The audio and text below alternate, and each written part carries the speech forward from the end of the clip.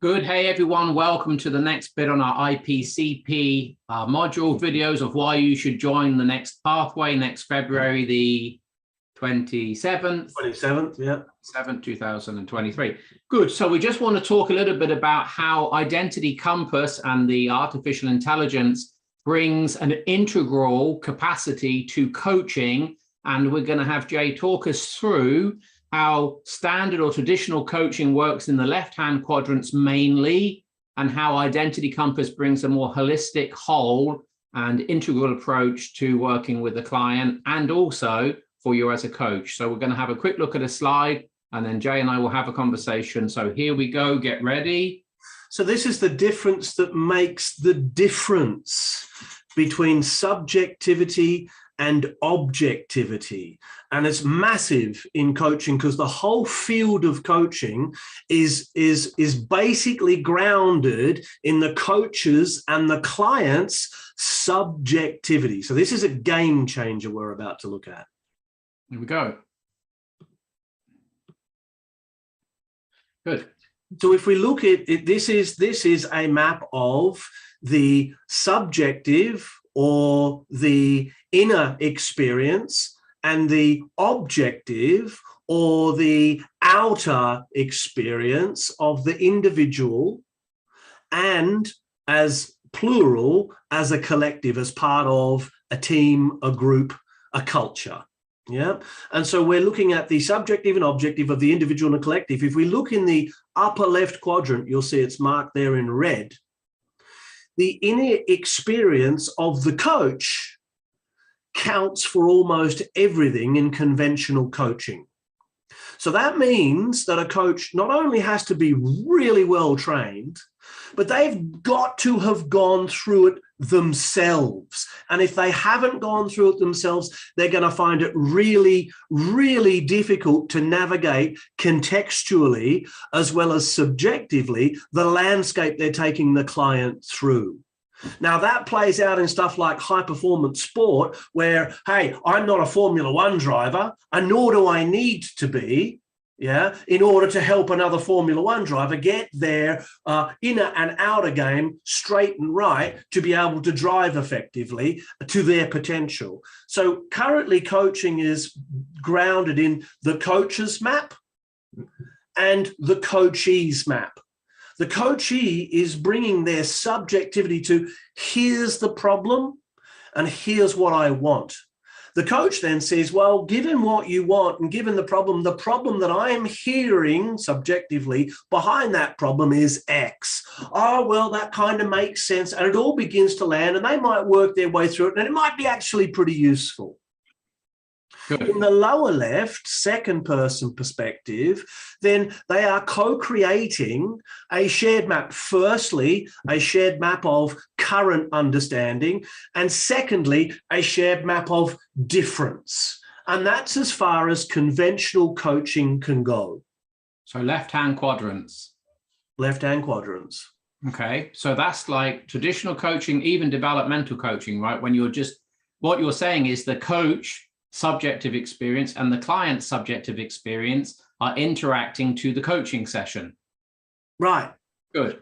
Holistically. And the big problem with that is that the coach doesn't have any context. So they're going to only rely on what the client's bringing to the process, which of course is going to be limited to what the client thinks is important. And this is the difference that makes the difference. We need to turn that subject into object. So we need something or someone or a process or a system to help us do that, to help us take a mind dump of the client and make it objective.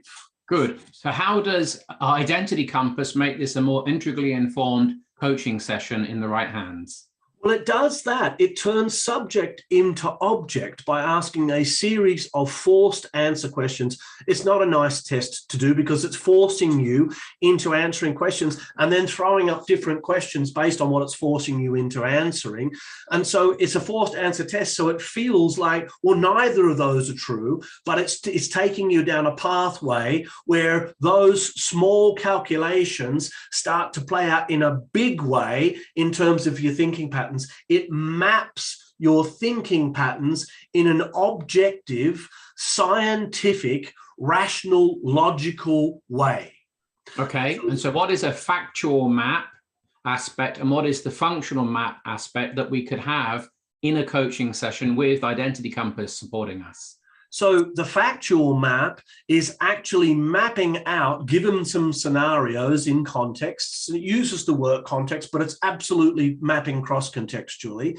It's using the work context to map out thinking structures and place them out in a given way and shows how all of these thinking patterns interact with one another, and immediately helps you identify, using some AI technology, where the leverage point for the shift is for the client objectively. So that's the actual map. Even if the client doesn't see that subjectively, right? They don't remember. Oh, mostly they don't. Mostly the client will go, I disagree with that, but we can even show where their disagreement's coming from given the map.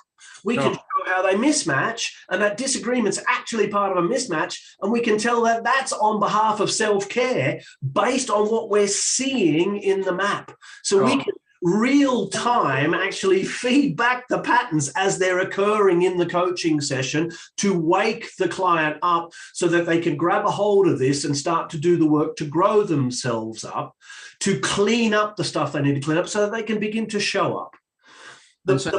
So then we have a functional map that emerges out of the context. Yeah. Which is context. So two aspects to this. One, the functional map is still subjective within the client's mind. How things play out for them and how they connect them to what's going on in their inner experience is like guesswork. Yeah. Sure. With the functional map, we can bring context in and we can look at work, we can look at personal, we can look at primary relationships, we can look at children, we can look at parents, we can look at community, we can look at all of those aspects and ask, how does this play out for you in this context, to start to get an understanding of what's cross-contextual and what's actually contextual. That means that they can shift between their thinking between contexts, which means they have more flexibility in the lower right component, or less flexibility, telling us how rigid their thinking patterns are. Good. So let's summarize this with a couple of questions for you. So you've been coaching for a few years and you're an averagely good coach. Just give me a moment to relax my face. And so given that, what would you be happy to go on coaching people knowing Identity Compass is in the world and not have access to it? What difference has it made to you as an experienced coach, 15 years of coaching? Yeah. What difference can you see and benefit has Identity Compass brought to your actual corporate coaching? Has shown me that I've been guessing up until I got a hold of the Identity Compass. It's shown me that my guessing is fairly accurate, yet, because I'm a human being, actually quite limited. And so would I coach without it now? Absolutely not. I mean, I'm literally flying with one arm and one eye. And so, it's to really get to the level I need to get to genuinely find the leverage point with the client, the Identity Compass just adds far too much value for me to guess any longer. And it's from their perspective, right? I've had a client go, I don't agree. And I've said to the client, it wasn't me who filled in your Identity Compass, it was you. So I'm not saying this, actually you are. You're disagreeing and taking a polar response against yourself. And then I said, let's look at the Identity Compass and see how that actually works out. And we found 6 key driver cognitive intentions that fit that pattern. And the moment the client saw it, the client literally went bright red and said, I feel more seen and more understood than any other conversation I've ever had with anybody to this point. I have not understood why I'm getting the responses I'm getting, and now I'm starting to understand why they happen the way they happen. And what percentage would you say that's Jay Headley's capacity, and what percentage would you say that Identity Compass has informed in that session? Well, part of my capacity is to take in and make meaning with the client out of the identity compass. So I'm going to go 60-40, but that 40% is the difference that makes the difference. And what's the 40%? That is the difference that makes the difference. The 40% is the identity compass. The 60% is all of the grounded learnings and understanding how the identity compass needs to be read and translated with the client's help. Does a coach to coach the way you've just talked to need to be an excellent, outstanding, well-experienced coach to be able to use identity compass in that way? They need to have that experience. They need to learn it. But what the identity compass will do is it will train them how to learn it in an accelerated way. So instead of it taking 5 years to become an extremely experienced, well-honed, well-rounded coach, having done the work on yourself, we'll cut that down to 2 or 3. Sure. Anything else? Come and look at the program. If you haven't had a chat with us, book a chat, get on the program. If you want to coach at the next level, this is the process and the tool that is going to take you there. Good. Catch you next time.